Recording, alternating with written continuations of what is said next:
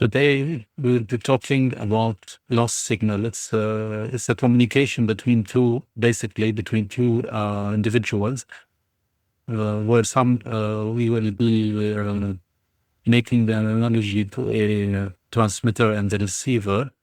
So somebody uh, has to try to communicate with somebody, and this somebody does not receive the message or does not reply. This is the the most. This is a summary of what is coming. So the experience of sending a pure love that is mocked and met with a destructive wall is sadly not an isolated one. Others navigating toxic post-relationship dynamics share similar stories of reputational attacks and profound disconnection. The concepts are refusal of connection. So the shrinking heart, the rigid dogma are reflected in personal testimonies and supported by psychological and neurological research. So basically, the two parties which have started a relationship, and then the one supposedly they meet somewhere, and then one party starts to greet, say hello or something, and then the other party will not reply, just like that. Here are concrete examples and insights that mirror this situation. Voices from the trenches. When separation turns to war, many individuals report experiences that closely align with this experience after leaving the relationship, especially with a partner who has narcissistic, have aggressive personality traits.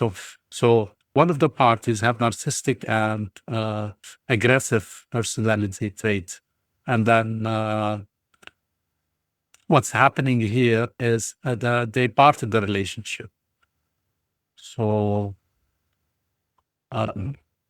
it's like it becomes like a war from one side. One party wants to keep the communication in a very civilized and human way.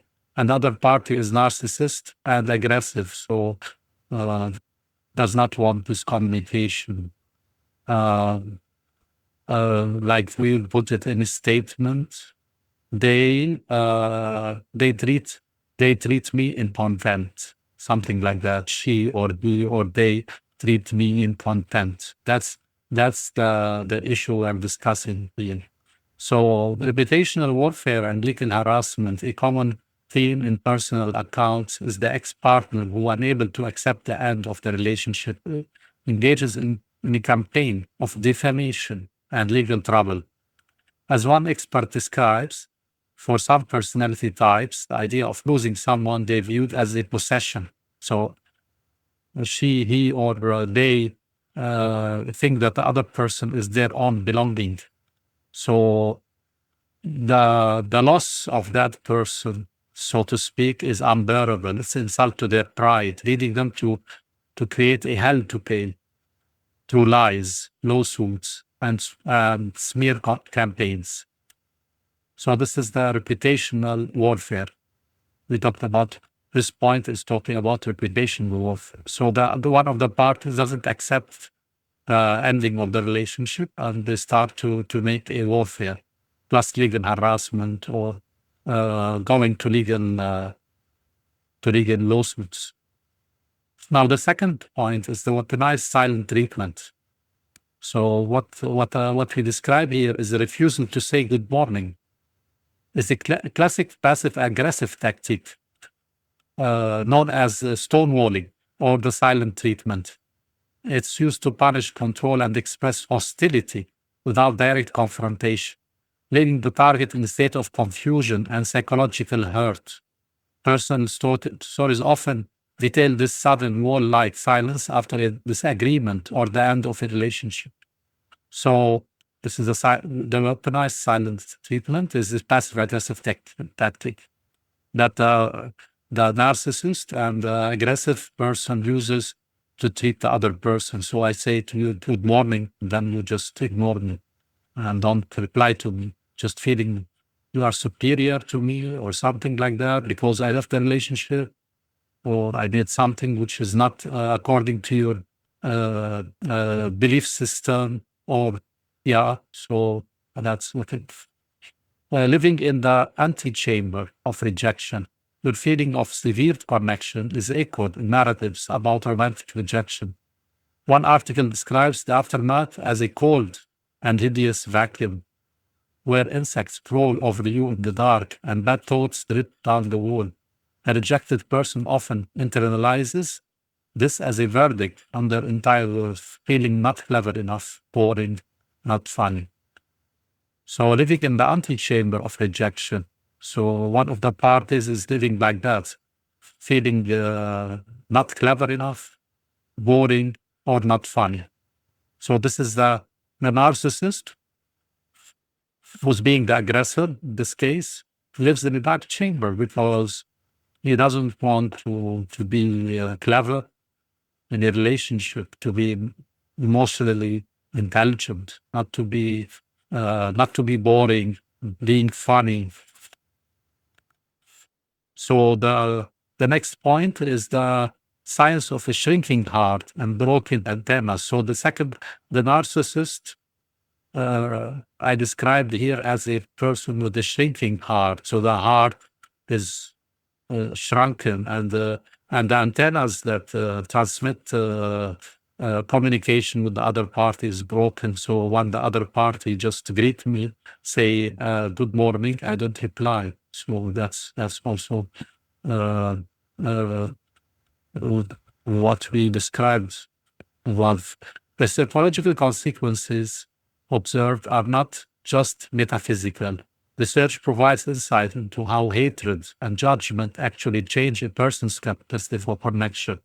So the other person is judgmental, and hates now the other person because that other person is not according to their system of thought. So the hate, but the result of that hatred and judgment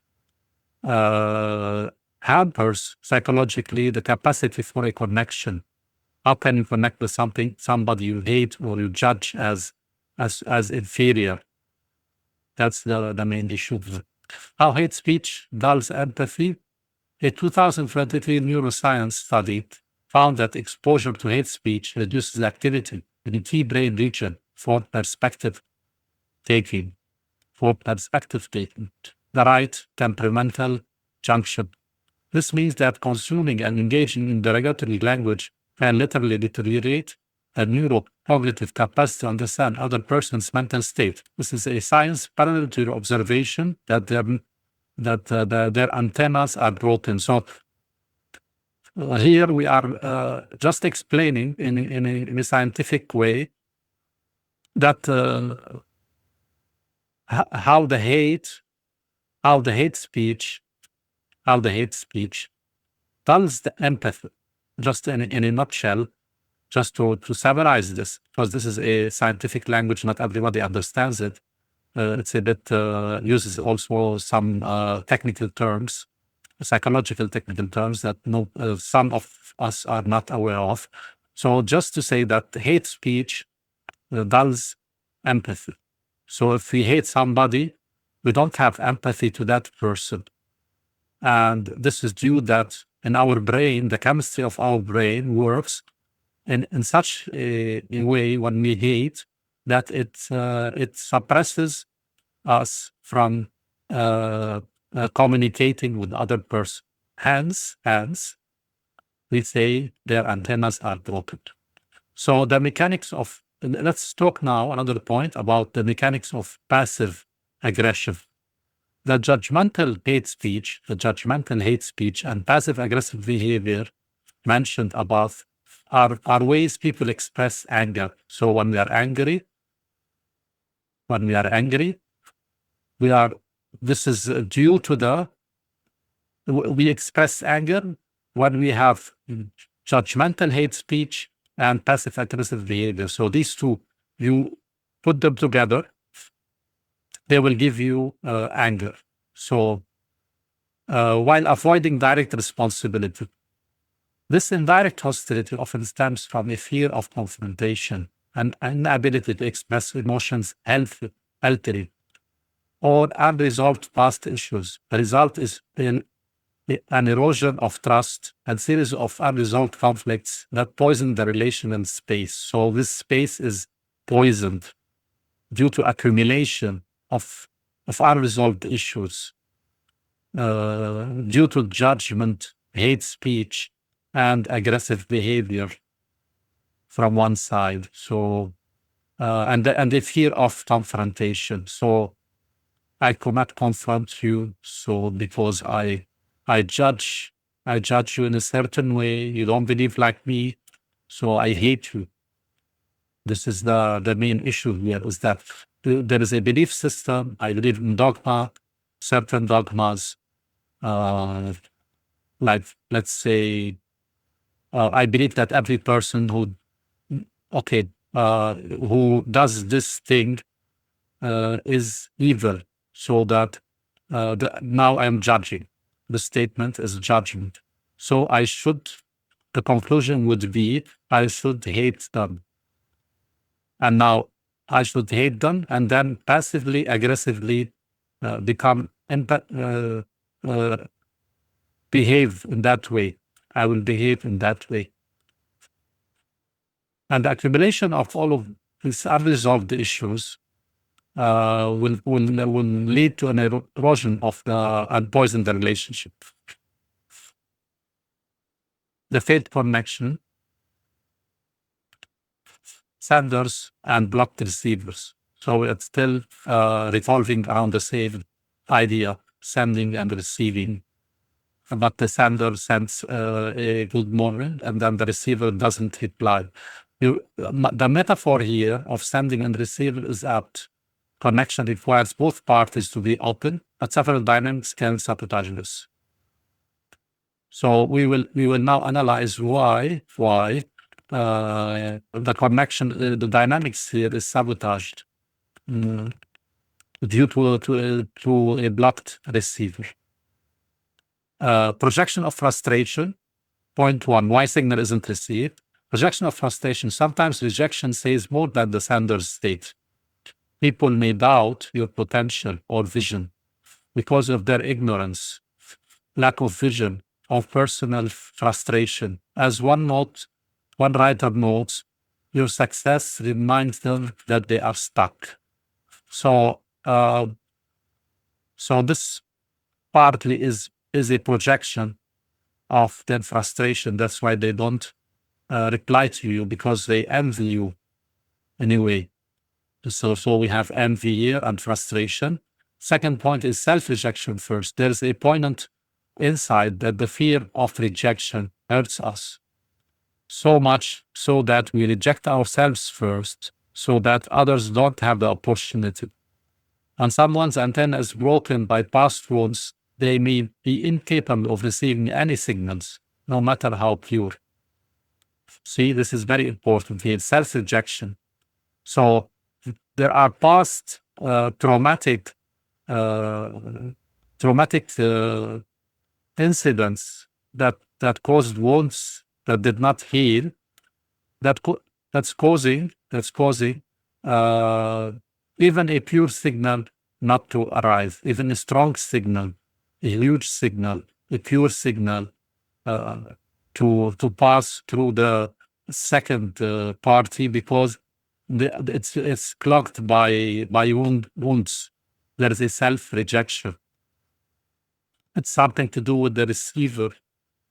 Their psychology is already not clear, not pure to receive. Their heart is not open. It's closed because it had been wounded before. And the third point now, rejecting rejecting the it, not the you in the relationship. So rejecting it, not you.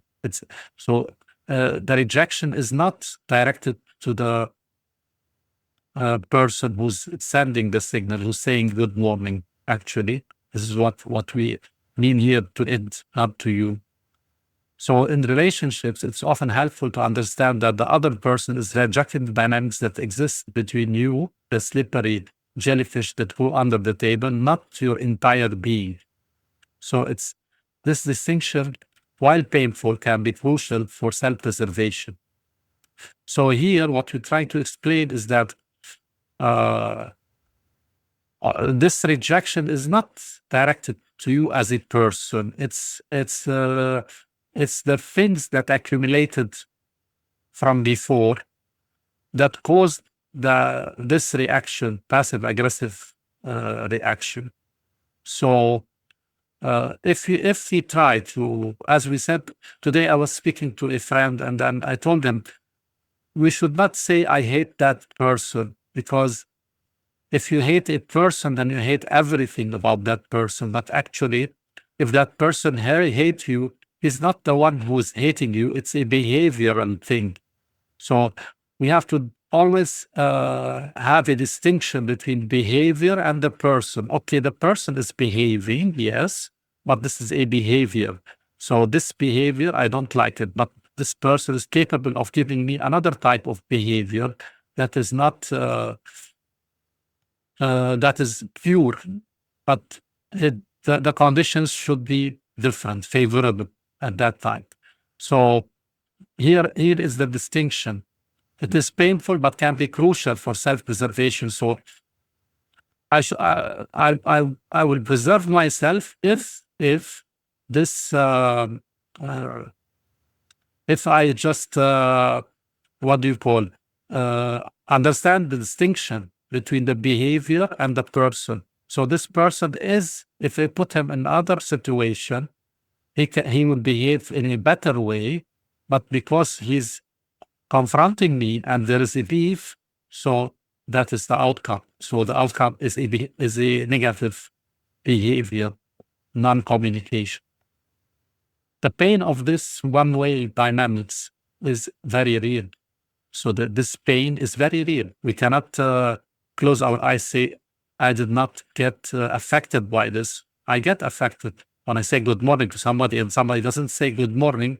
I just get a pinch in my heart. Oh, why? Why you did not say good morning also, or something else? Or you just greeted me. Others have walked this path and documented its harsh terrain. So it's very harsh. If you would like to explore, okay, so this is the thing. So this is a harsh terrain where we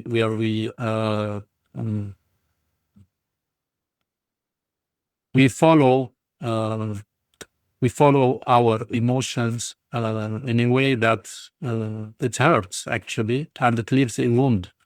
But I hope that what I have explained and from the experience that is mentioned here, this will be something useful for you in practical life. Thank you very much. Hope to see you again.